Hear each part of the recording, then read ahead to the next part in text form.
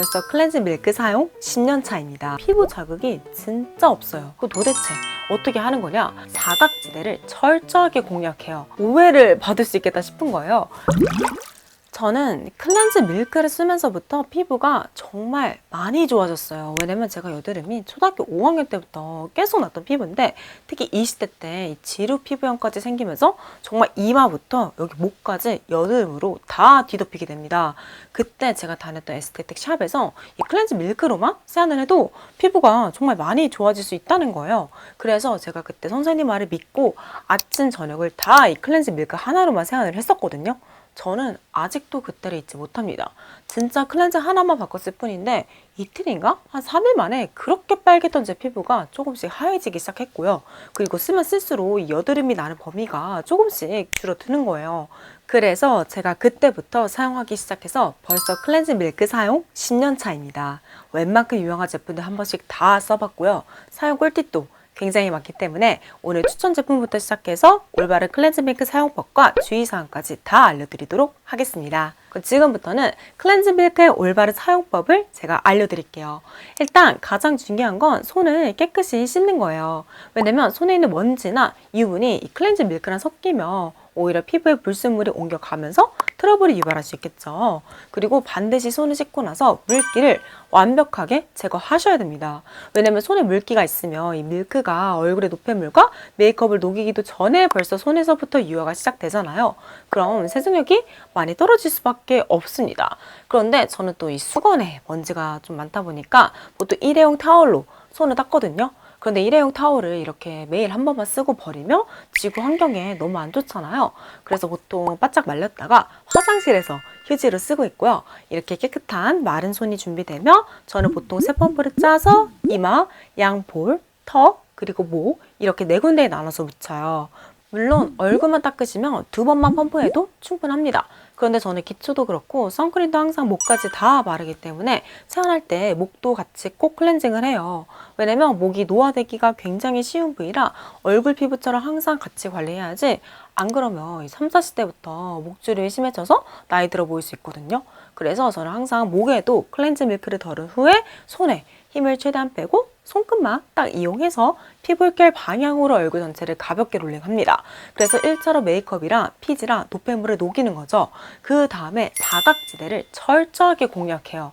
일단 미간이랑 미간 옆에 눈썹머리 부분 있죠. 여기에도 은근히 피지가 많이 끼거든요. 그리고 콧망울 옆 접히는 부분이랑 턱에도 피지가 잘 끼고 입술 주변도 주름이 많기 때문에 입가에도 피지가 은근히 껴요. 그래서 항상 입술을 안으로 말아서 콧망울 옆이랑 입술 위쪽도 잘 닦아주고요.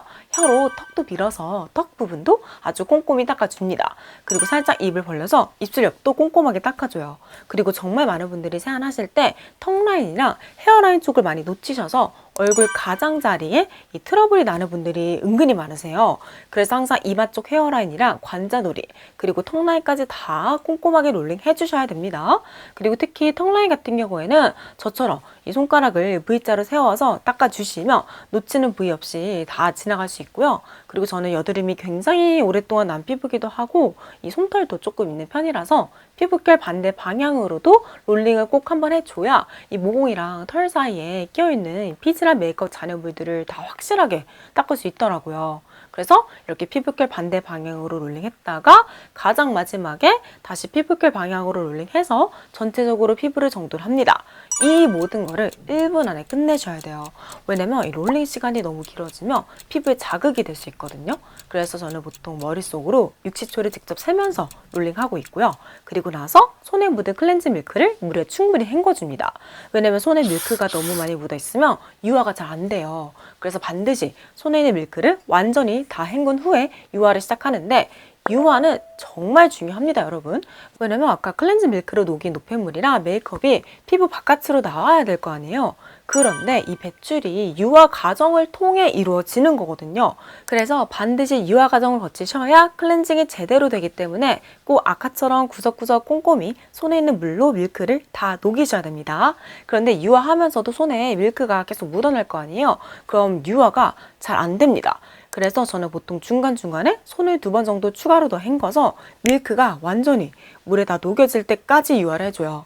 그런데 유화 시간도 너무 길어지면 오히려 빠져나온 노폐물과 메이크업 잔여물이 다시 피부 쪽으로 흡수될 수 있어요. 그래서 유화는 30초 내로 끝내는 게 가장 좋기 때문에 저는 이때도 꼭 30초를 머릿속으로 셉니다. 그리고 마지막으로 얼굴에 클렌징 밀크 잔여물이 다 없어질 때까지, 그리고 특히 헤어라인 쪽 신경 써서 미지근한 물에 충분히 얼굴을 헹궈주면 제가 매일 하는 아침 세안 루틴이 다 끝이 나는데요. 근데 저녁에 선크림을 발랐다거나 메이크업을 했을 때는 이 클렌즈 밀크로 1차 세안제를 사용하기 때문에 사용법이 살짝 달라집니다. 왜냐면 제가 사실 메이크업을 했을 때나 아니면 무기자차를 발랐을 때는 이 클렌즈 밀크를 잘 안 썼어요. 왜냐면 밀크가 굉장히 순한 대신 세정력이 오일보다는 조금 떨어집니다. 그런데 제가 작년에 르마 대표님한테 이 젖은 솜 세안법을 배워가지고 마치 에스테틱 샵에서 해면으로 밀크를 닦아주는 것처럼 화장솜으로 잔여물을 한번 닦아주니까 정말 클렌즈 밀크 하나만으로도 메이크업이랑 무기자차가 다 닦이는 거예요. 그리고 피지랑 각질도 이 젖은 솜 세안법을 하니까 거의 오일 쓰는 정도로 관리가 돼서 정말 너무 좋더라고요. 그 도대체 어떻게 하는 거냐? 일단 밀크를 롤링하는 것까지는 똑같습니다. 그런데 이때 유화를 이 손 대신 좀 두꺼운 이런 화장솜 있죠. 얘를 충분히 물에 적셔서 살짝 물기를 짠 후에 피부결을 따라 살살 닦아줍니다. 왜냐면 화장솜에 물기가 있기 때문에 이 솜으로 닦으면서 유화가 되거든요. 그리고 여러분 정말 믿기 힘드시겠지만 이렇게 화장솜으로 닦아도 피부 자극이 진짜 없어요. 왜냐면 이 클렌즈 밀크가 피부랑 화장솜 사이에 완충제 역할을 하더라고요. 그래서 이 밀크가 화장솜으로 인한 마찰을 없애주고요. 그리고 이렇게 솜으로 한번 닦아내니까 세정력이 정말 훨씬 높아지는 거예요. 물론 화장솜 대신 이걸 똑같이 해면으로 하셔도 되는데 문제가 해면을 매일 빠는 것도 보통 일이 아니고요. 항상 완벽히 건조시켜야 균 번식 이유 없이 위생적으로 사용할 수 있는데 이런 관리가 솔직히 많이 힘들잖아요. 그런데 화장솜으로 하면 해면의 장점을 그대로 가져가면서도 너무 간편한 거예요. 그리고 피부 자극이 정말 해면보다 훨씬 적습니다. 특히 이 르마에서 나온 화장솜이 엄청 부드럽거든요. 왜냐면 워터젤 공법으로 만들었기 때문에 보시는 것처럼 보풀이 정말 없고요. 솜이 엄청 탄탄합니다. 그리고 여러 겹으로 돼 있어서 이렇게 중간에 반으로 나눌 수도 있고요. 또 크기도 일반 화장솜보다 훨씬 크기 때문에 이 화장솜 한 개로도 얼굴이 다 닦이더라고요. 그래서 화장솜이 진짜 너무 좋은데 제가 지금 마켓을 하다 보니까 화장솜을 추가 구성으로만 넣으면 저희 이런 진정성이 조금 오해를 받을 수 있겠다 싶은 거예요. 그래서 제가 대표님께 특별히 부탁드려서 모든 옵션에 이 화장솜을 하나씩 사은품으로 넣었습니다. 왜냐면 화장솜이 너무 좋으니까 이걸 어떻게든 제가 좀 알리고 싶은 거예요. 그래서 여러분이 꼭 한번 써보시면 너무 좋을 것 같아서 사은품으로 이번에 같이 넣어봤고요. 이렇게 저는 손 대신 르마솜을 물에 적셔서 유화를 한 후에 얼굴을 헹구고 나서 2차 세안제를 꼭 따로 사용합니다. 그럼 저의 저녁 세안 루틴이 다 끝나는데요. 저희 이모 같은 경우에는 건성 피부다 보니까 이 클렌즈 밀크 하나로만 세안을 끝내셔도 피부에 진짜 아무 문제가 없다고 하시더라고요. 메이크업이나 무기자차 선크림을 발랐을 때도요. 그런데 저는 조금만 잔여물이 남아도 여드름이 바로 올라오는 피부이기 때문에 이렇게 피부 타입에 따라 2차 세안제를 쓸지 안 쓸지 결정해 주시면 좋을 것 같고요. 저는 르마의 유거덤 딥 클렌즈 밀크 이 제품을 작년 7월부터 현재까지 아침 저녁으로 다 쓰고 있어요. 왜냐면 제가 여태까지 써본 모든 제품들 중에서 사용감이 압도적으로 가장 좋았습니다. 그 이유가 저는 너무 무거운 제형을 쓰면 트러블이 몇 개 꼭 올라오더라고요. 그런데 그렇다고 너무 또 가벼운 걸 쓰면 클렌징이 잘 안 됩니다. 그런데 얘는 정말 딱 요거트 같이 적당히 꾸덕하면서도 그렇다고 너무 무겁지는 않아서 딱 그 중간 지점이 있는 거예요. 그래서 미끄덩거리면서 남는 잔여감도 거의 없고요. 가장 중요한 여드름이 안 나는 거예요. 그리고 피부 자극이 진짜 없습니다. 왜냐면 너무 제형이 가벼우면 롤링했을 때 약간의 마찰이 생기면서 피부 자극이 조금 생길 수 있거든요.